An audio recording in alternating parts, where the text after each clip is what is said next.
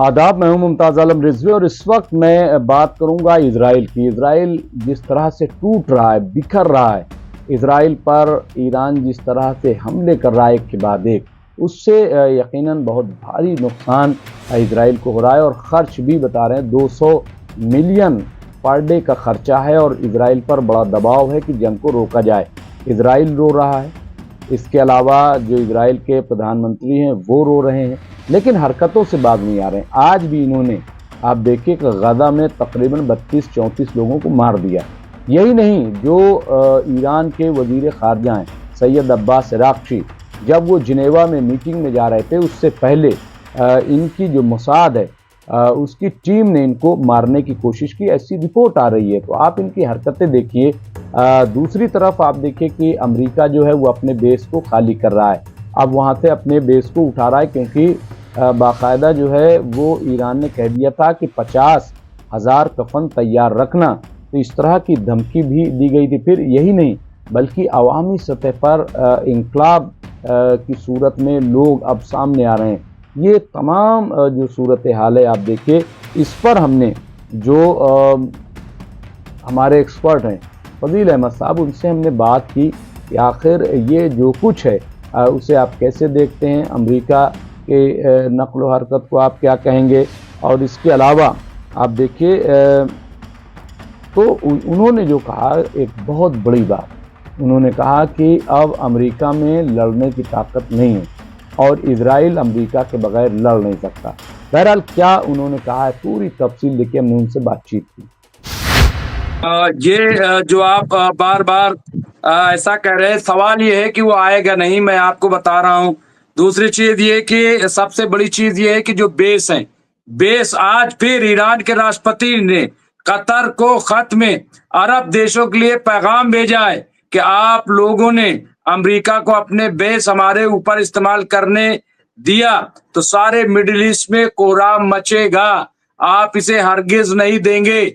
और अब तक अमेरिका आ भी जाता, फजील साहब, अब तक अमेरिका आ भी जाता, लेकिन मुझे लग रहा है कि चूंकि पहले ही ये सऊदी अरब, कतर और यूएई, इन तीनों ने बाकायदा कहा था कि ईरान पे हमला मत करना, हम बेस नहीं दे पाएंगे क्योंकि हमें खतरा हो जाएगा, और मत करना, ये बार बार जो है अमेरिका से कहता रहा ये तीनों मुल्क। और मुझे लग रहा है जो लेट लतीफी है, वरना अमेरिका अब तक आ जाता। वो बेस इनको नहीं दिया जा रहा है क्योंकि ईरान ने साफ कह दिया है कि सब टारगेट पे है। और फजील साहब, अब तो ईरान ने दिखा दिया कि टारगेट पे है, तो हम हवा में नहीं कह रहे, टारगेट पे है तो मतलब है। और खामनाई साहब का जब बयान आ जाता है तो लोग उसको बड़ी संजीदगी से लेते हैं। अगर खामनाई साहब ये कहते हैं कि हाँ अब जंग शुरू हुई, तो जंग शुरू हुई, अब ये होगा तो मतलब होगा। फजील साहब देखिए, रूस और यूक्रेन का युद्ध जो हो रहा है, आपको क्या लग रहा है कि यूक्रेन लड़ रहा है युद्ध रूस से? अगर यूक्रेन अकेले लड़ता तो सिर्फ 3 दिन का काम ही था उसका, 3 दिन में खत्म कर देता यूक्रेन को। लेकिन अमेरिका लड़ रहा है, नेटो कंट्रियां मिल के लड़ रही, सब लोग मिल के रूस से लड़ रहे हैं। उसके बावजूद भी आज 4 साल से युद्ध चल रहा है, कुछ नहीं हो सकता। ईरान से लड़ने की अब हिम्मत नहीं है। इजराइल का जो हश्र देख लिया ना इन लोगों ने, कहां से लड़ेंगे? पानी के जहाज लेके आएंगे स्टेट ऑफ हुर्मुस में, एक हाइपरसोनिक से सब खत्म हो जाएगा। एक जहाज उनका जंगी बेड़ा एक हाइपरसोनिक से खत्म हो जाएगा। लाल सागर में लाएंगे, हूती उनको उड़ा देगा, उनके पास सब मैरीन की है। अच्छा, लोग जो है ना टेक्नोलॉजी को समझ ही नहीं पाए। 40 साल से, हम कह रहे पिछले 20 साल से भी ईरान जो धीरे धीरे अपनी को मजबूत कर रहा है। लोग कह रहे वायुसेना नहीं है, क्या जरूरत है वायुसेना की? एक पायलट पे 10 लाख रुपए महीना खर्च होता है, उसकी ट्रेनिंग से लेके सैलरी तक। हजारों पायलट रखने पड़ेंगे, उसको काम हो ना हो हर महीने सैलरी दो। ड्रोन में क्या है, ड्रोन तो बन के रखा है, जब उड़ेगा तब तेल खाएगा, नहीं उड़ेगा तो नहीं खाएगा। इतनी होशियारी से ईरान काम कर दिया, लोग दुनिया समझ नहीं पा रही। सबमरीन का एक सिस्टम समझिए, वो जो उसका बुलबुला निकलता है जब मरीन चलती है पानी के अंदर, तो उसके एग्जॉस्ट जो साइलेंसर वगैरह जो कुछ भी उसका होता है, उसका बुलबुला निकलता है। उस बुलबुले को ट्रेस करके सबमरीन को उड़ाया जाता है। अब ईरान ने क्या किया, बैटरी ऑपरेटेड ड्रोन, पानी का ड्रोन, मछली की तरह, वो जाएगा तो समझ ही नहीं पाएंगे कि ये मछली है कि ड्रोन है, और वो बैटरी ऑपरेटेड है, ना धुआं होगा, ना वाइब्रेशन होगा, ना बुलबुला निकलेगा। उसके बुलबुले से पकड़ के लोग जो है सेंसर करके और वहां से मिसाइल मारते हैं बड़ी जहाज से, तो वो सबमरीन उड़ जाती है, डूब जाती है। अब उसमें वो सिस्टम ही खत्म कर दिया। सब लोग सबमरीन, फैशन से में लोग सबमरीन खरीद रहे हैं। और ईरान ने क्या किया, कितना लाख करोड़ की एक सबमरीन अगर उड़ गई तो पूरी फौज बैठ जाती है, कई सौ लोग मर जाते हैं उसके अंदर। ईरान ने क्या किया, बैटरी ऑपरेटेड ड्रोन बना दिया। अब बैटरी ऑपरेटेड ड्रोन पानी के अंदर मछली की तरह जा रहा है, कोई समझ ही नहीं पाएगा कि मछली है कि ड्रोन है। और ना तो पानी का बुलबुला निकलेगा, ना उसमें वाइब्रेशन होगा, ना धुआं निकलेगा, और ना कुछ होगा। वो जा करके एक जो ड्रोन है, वाटर ड्रोन, अगर 5 ड्रोन मार देना तो जंगी बेड़ा डूब जाएगा इनका। एक भी ड्रोन, अगर वाटर ड्रोन जो ईरान ने बना रखा है उसको मार देना तो जंगी बेड़ा डूब जाएगा। डूब इसलिए जाएगा कि एक तो छेद नीचे हो जाएगा, तो फिर उस पानी को कौन रोक पाएगा, फिर तो पानी उसको डुबा देता है। लोग समझ नहीं पा रहे कि भाई इनके पास तो बेड़ा नहीं है, इनके पास हवाई जहाज नहीं है, जरूरत क्या है। उसने अपने इतनी होशियारी से वाटर ड्रिल, आप 100 जहाज खरीद लीजिए, कम से कम 200 पायलट भर्ती करने पड़ेंगे, हर महीने 10 लाख, साल का 3 करोड़ रुपया एक पायलट पर खर्च होगा। अब वो लड़ाई हो चाहे ना हो, उसको पेंशन, उसका घर का खर्चा, उसका बीमारी का खर्चा सब देना पड़ेगा। ईरान ने क्या किया, ड्रोन बना के रख लिया, ना उसको सैलरी देना है, ना भत्ता देना है, ना इंसेंटिव देना है, ना उसका इलाज करना है। अब इलाज तो वो कर रहा है इजराइल का, उसी ड्रोन से। बहुत होशियारी से स्ट्रेटजी प्लान जो मिसाइल ईरान के पास है। मुझे लगता है अमेरिका क्या करता है, अमेरिका ने ये दिखाना शुरू किया, वो इसलिए मुजाहरा करता है कि लोग हमसे डरे, बड़ा बड़ा जहाज दिखाएगा कि मार देंगे। जब F-35 तो अमेरिका का ही ना, 6 ठो मार दिया F-35, और F-35 जो काम नहीं कर पा रहा है वो ड्रोन कर दे रहा है। ये ड्रोन्स, ये जासूसी ड्रोन नहीं है कि फोटो खींच के आ जाएगा, वीडियो बना लेगा। ये आत्मघाती ड्रोन है, ये उड़ता है और टारगेट पे जाके फट जाता है। समझ रहे हैं आप, ये ड्रोन चाहे वाटर ड्रोन हो चाहे हवा ड्रोन हो, वो उड़ता है और उसके अंदर वार हेड है, वो रिमोट से भी ऑपरेटेड हो सकता है और जाके लड़ के भी हमला कर सकता है। वो सिर्फ फोटो खींचने के लिए नहीं है कि फोटो खींच के चला आया, उसको बोलते हैं जासूसी ड्रोन। उसमें वार हेड्स नहीं जा सकते। लेकिन टर्की के पास, ईरान के पास जो ड्रोन है, और अमेरिका के पास भी ड्रोन है, लेकिन वो बहुत बड़ा है और भारी है। पायलट रहित जहाज उसके पास भी है, वो रडार में आ जाता है। लेकिन जो ड्रोन ईरान के पास है वो पंछी जैसा, अगर ऊपर उड़ता है तो लगता है कि कोई चील कौवा उड़ रहा है। वो ले ही नहीं सकता रडार, उसको किसी भी तरह से नहीं ले सकता, और वो आकाश में जाने के बाद लगता है कि कोई चील कौवा उड़ रहा है। ये खासियत है। और आज इजराइल को अभी तो एक सेना यूज नहीं हुई, पैदल सेना का तो कोई काम ही नहीं पड़ा अभी तक। अभी तो मिसाइल से ही मार रहा है वो ऐसी ऐसी बिल्डिंगें मार के गिरा दिया। और फिर भी कुछ फजील साहब, लोग, पैदल सेना में मैंने पढ़ा था ईरान का एक इंटरव्यू कि इन्होंने लाखों ड्रोन बना रखे हैं, लाखों ड्रोन। और वो ड्रोन ऐसे हैं कि जैसे उन्हें ड्रॉप कर दिया जाए, जैसे फौज को उतारा जाता है, तो वो तकरीबन 4 किलोमीटर तक वो अपने सेंस से वो उस जगह पे पहुंच जाएंगे जहां उनको टारगेट करवाया जाएगा। तो ये इनके पास ड्रोन फौज भी है, मतलब बाकायदा वो गन चलाएंगे, सब चलाएंगे, और जहां उनको कोई कुछ पकड़ेगा तो वो खुदकश हो जाएंगे, यानी फट जाएंगे। इस तरह का भी इनके पास एक फौज पूरी तैयार है ईरान के पास, ऐसा बताया गया। जी फजील साहब। देखिए, लड़ाई जो होती है ना मुमताज भाई, हथियार के साथ साथ हिम्मत से भी होती है। लीडरशिप में कितनी हिम्मत है। एंड टारगेट पर दुश्मन सामने खड़ा है और हमारे लीडर कह रहे हैं कि वापस आ जाओ, तो फौज का मनोबल टूटता है इससे। आप चढ़ा रहे 100 मीटर, 200 मीटर चढ़ गए, 300 मीटर चढ़ गए, अब फिर कह रहे जैसे ही दुश्मन सामने है, आप गोली चलने वाली है, तब कह रहे कि वापस आ जाओ। तो लगता है कि जो आर्मी की ट्रेनिंग करा हुआ जवान होता है ना, जो सोल्जर होता है, जो कैडेट होता है, उसके दिमाग में ना बहुत जुनून होता है। उसकी मां मर रही है घर पे, उसको वो याद नहीं है। उसको क्या याद है कि हम वार में हैं, हमको मिटा देना है दुश्मन को। उसकी बीवी बीमार है, उसका बच्चा मर गया। फौज का में हम फौज के साथ रहे हैं, हमने बहुत करीब से तजर्बा, इनको सेंस किया है मैंने। फौज को लोग ऐसे नौकर चाकर जैसे ट्रीट करते हैं, हमने उनको अपने सही तरीके से सेंस किया है कि एक फौजी के दिमाग में क्या चलता है।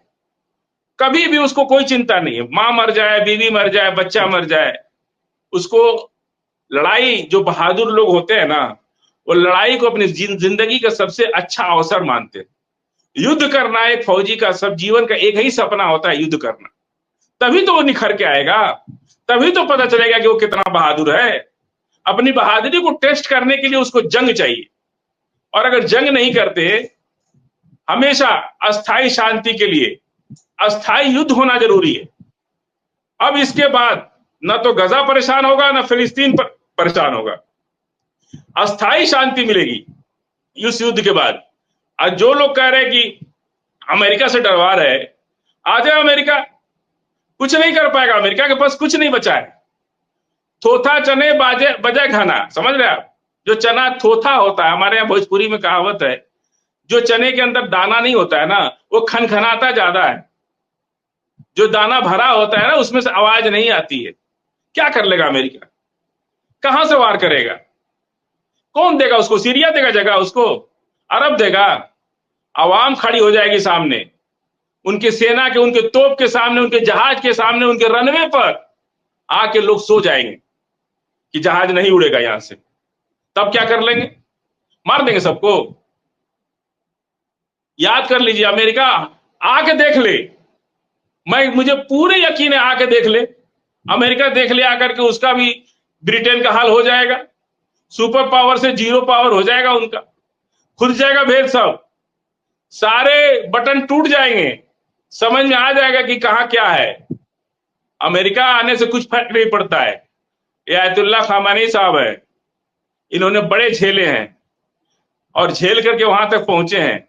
उनको नहीं पता है क्या कि अमेरिका के पास क्या ताकत है? जब वो युद्ध कर रहे इजराइल से, उनको नहीं पता है कि ब्रिटेन, ब्राजील, फ्रांस के पास क्या ताकत है? या सारी नेटो कंट्री पिछले 4 साल से यूक्रेन युद्ध करके पूरी थक चुकी हैं। उनकी इकोनॉमी क्रैश हो रही है। ब्रिटेन जैसी कंट्री इकोनॉमिक क्रैश के तौर पे खड़ी है। फ्रांस खड़ा है बिल्कुल, ब्राजील खड़ा, ब्राजील के अंदर तो रिसेशन आ चुका है 2 बार।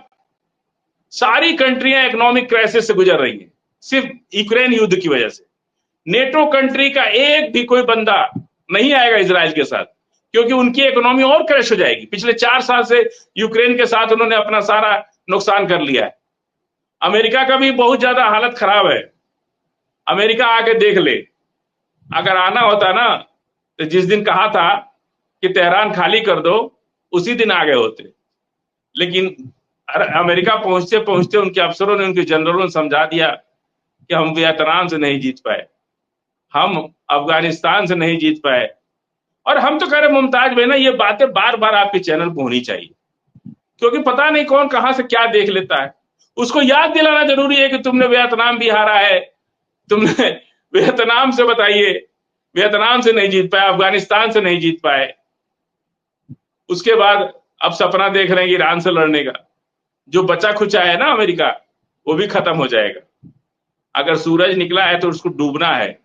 हर काली अंधेरी रात के बाद एक उजाली रात भी आती है। हर जुल्म के बाद अगर कोई परेशानी आती है, तो अल्लाह का इशारा हो रहा है कि आपके लिए अल्लाह कोई नया रास्ता खोल रहा है। ये जान लीजिए आप। गजा के अंदर जब ये लोग मस्जिद अक्सा में जूता पहन के घुस के गोली चलाते थे, आज तो 20 महीने से गजा के 56,000 लोग मर गए, लेकिन फिर मस्जिद अक्सा में घुसने की हिम्मत नहीं हुई आज तक इजराइल आईडीएफ सोल्जर्स की। देखा आपने 18 महीने से नहीं कुछ सुना कि मस्जिद अक्सा पर कोई हमला हुआ हो। ये ताकत होती है।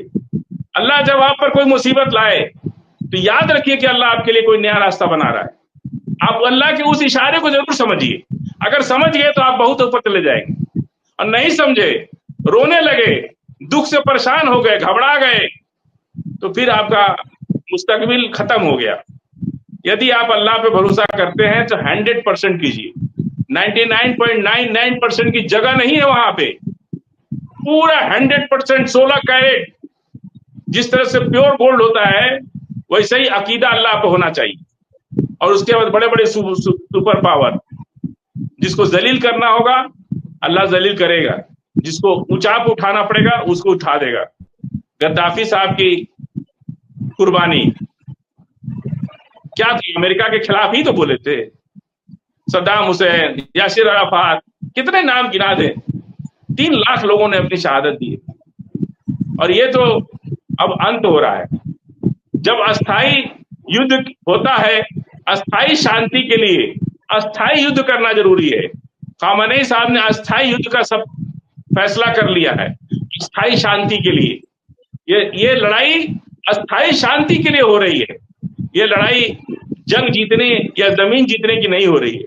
ये लड़ाई तय करेगी कि बेगुनाह गजा के लोग मारे जाएंगे कि नहीं मारे जाएंगे, फिलिस्तीन कितना रहेगा कितना नहीं रहेगा। ये लड़ाई उस बात की है।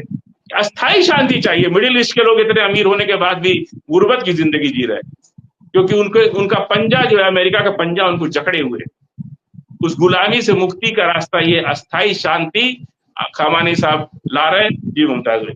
इसके साथ साथ हमने फिरोज अहमद बख्श साहब से भी पूरे हालात पर गुफ्तगू की और जानने की कोशिश की कि आखिर ये जो सूरत हाल है, क्या आपको लग रहा है कि अमेरिका क्या झूठ बोलेगा, हमला करेगा या क्या है, क्या इस पर भी देखिए उन्होंने क्या।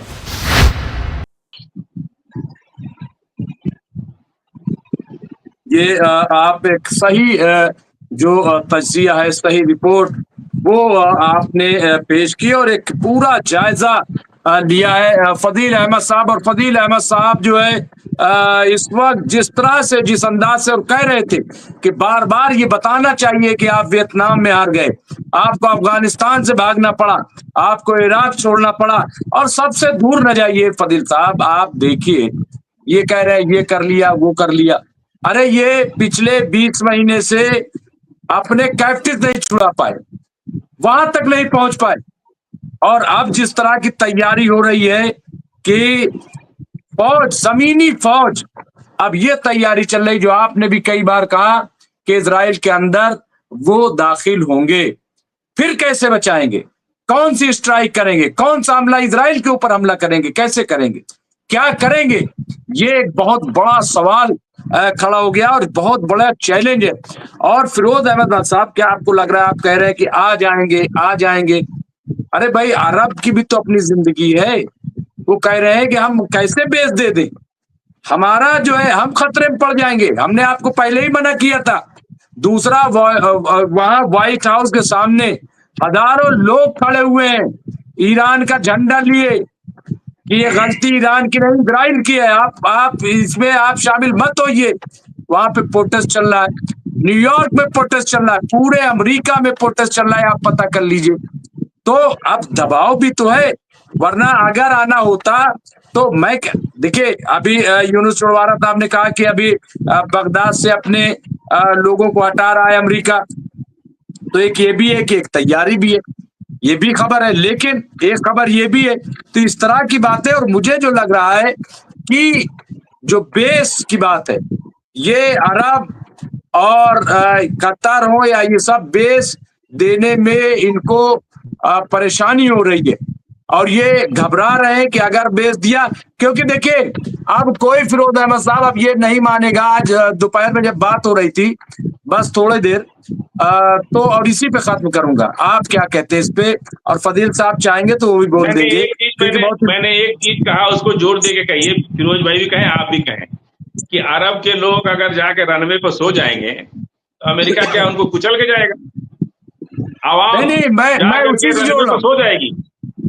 मैं उसी से जोड़ रहा हूँ। मैं एक चीज और कह रहा हूँ कि शौकत भारती साहब कह रहे थे कि पहले जिस तरह से बात होती थी कि अगर कतर पे अटैक किया, बेस पे, या सऊदी पे किया, या उस पे ईरान ने, तो ये कहा जाएगा ये देखिए साहब अरब पे कर दिया, उस पे कर दिया। लेकिन चूंकि 20 महीने से दुनिया देख रही, दुनिया हर चीज जान गई है, उसको पता है कि ईरान अगर अटैक करेगा तो अमेरिकी बेस पे करेगा। सोशल मीडिया का दौर है, अब कोई इन पे यकीन नहीं करेगा। फिरोज अहमद बख्श साहब, अब वो सिचुएशन नहीं आएगी शिया सुन्नी वाली, जो हालात पैदा हो गए, जैसा फजील साहब ने कहा कि अब सबके दिल में खामनाई साहब की बड़ी इज्जत और ईरान की इज्जत हो गई, अब कोई बात नहीं सुनेगा अपने हुक्मरां की। जी फिरोज अहमद साहब। देखिए देखिए ऐसा है, आपका अपना लॉजिक है, और लॉजिक हर हर आदमी का जो लॉजिक होता है उसका कोई रीजन होता है। आप कह रहे हैं कि यूएसए को अगर आना होता वो अब तक आ जाता, ठीक है। उसने धमकी दी तेहरान वाले चले जाएं यहाँ से छोड़ के, इस तरह की उसने कतर से, ओमान वगैरह से अपने जो है कुछ लोगों को कहा या राजनयिकों को निकाल दिया। ये बात सारी बात ठीक है, इसका मतलब है हाँ कहीं ना कहीं इंटरेस्टेड है आने में। लेकिन ये भी कहा जा रहा है कि अगर वो आएगा तो कैसे आएगा, अरब कंट्रीज में जो उसकी बेसिस हैं उसमें लोग नहीं आने देंगे, लोग लेट जाएंगे, वो भी बात ठीक है। लेकिन मैं क्यों कह रहा हूँ, मैं 50-50 कह रहा हूँ, हो सकता है नहीं आए और ये हो सकता है आ भी जाए। उसकी वजह क्या है, जो 70-75 साल से जो ट्रैक रिकॉर्ड रहा है अमेरिका का, अमेरिका ने शायद ही कोई ऐसी लड़ाई छोटी बड़ी हो, चाहे वो मिस्र के साथ हो इसराइल की लड़ाई, चाहे वो लबनान के साथ हो, चाहे वो जॉर्डन के साथ हो, जब गोलान हाइट्स वो हार गया था जॉर्डन, कहीं भी हो, अमेरिका ने डायरेक्टली या इनडायरेक्टली इसराइल का साथ दिया है, ठीक है। और डायरेक्टली जहां अमेरिका लड़ा है वहां उसको अपनी इकोनॉमी में भी सिर्फ मतलब एक छोटा सा मतलब खन्नासे के लिए, दिमाग के लिए, दादागिरी के लिए, मैं दादा हूँ, मैं सबसे ताकतवर हूँ, इसके लिए अमेरिका को बड़ा नुकसान पहुंचा है।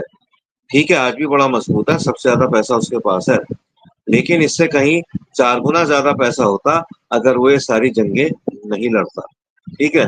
और वो सही बात है, पता नहीं शायद फजील साहब ने बात कही थी, अगर तुम इतने पावरफुल हो अमेरिका, तो जितने गरीब मुल्क हैं, सूडान है, अफ्रीका के इतने गरीब मुल्क हैं, सोमालिया है, सब जगह तुम उनको खाना दो, उनको पानी दो, उनको दवाएं दो, उनको अच्छे हॉस्पिटल में उनका इलाज कराओ। इन लोगों का पावरफुल होना, नंबर 1 कंट्री होने का मतलब ये है, ठीक है। जुल्म ना करो फलस्तीनियों के, तुम नंगे भूखे फलस्तीनी जो एक लोफ ऑफ ब्रेड के लिए, एक कटोरे पानी के लिए अपनी जानें दे रहे हैं। भाई अगर तुम पावरफुल हो, काहे की पावर है ये जुल्म की पावर है। जुल्म बहुत ज्यादा चलने वाला नहीं है अमेरिका का, इजराइल का, ठीक है। जो भी ज्यादा जुल्म करता है वो उसकी रस्सी खींच ले जाती है। कोई तो पावर है जो इस दुनिया को चला रही है। देखिए हम मुसलमान हैं, हम अल्लाह में बिलीव करते हैं, बहुत से लोग अल्लाह में बिलीव नहीं करते हैं, वो कहते हैं कुछ नहीं है। बहुत से लोग मर्यादा पुरुषोत्तम राम में यकीन नहीं रखते, जीसस में नहीं करते, लेकिन ये मानते हैं कोई सिस्टम चल रहा है, कुछ अननोन अनसीन पावर चला रही है, हम इसको अल्लाह कहते हैं। इन लोगों को इल्म आ जाएगा एग्नोस्टिक्स को और ये एथीस्ट को, तो ये भी अल्लाह को या जो भी नाम दें, जो भी नाम देना चाहते हैं नाम दें। तो मेरे कहने का मकसद ये है कि ये अमेरिका, ये सही कहा था फजील साहब ने कि शायद ट्रम्प साहब को जनरल्स ने और वॉर एक्सपर्ट्स ने ये समझा दिया कि देखो मियां, तुम तो एक छोटे से बनी हुए हो, छोटे से दुकानदार हो, ठीक है, तुम्हें लड़ाई का इतना आइडिया नहीं है। अच्छा ये है कि खामोश बैठो, इसराइल के कूले से कूला लगा करके मैदान में कूदने की जरूरत नहीं है।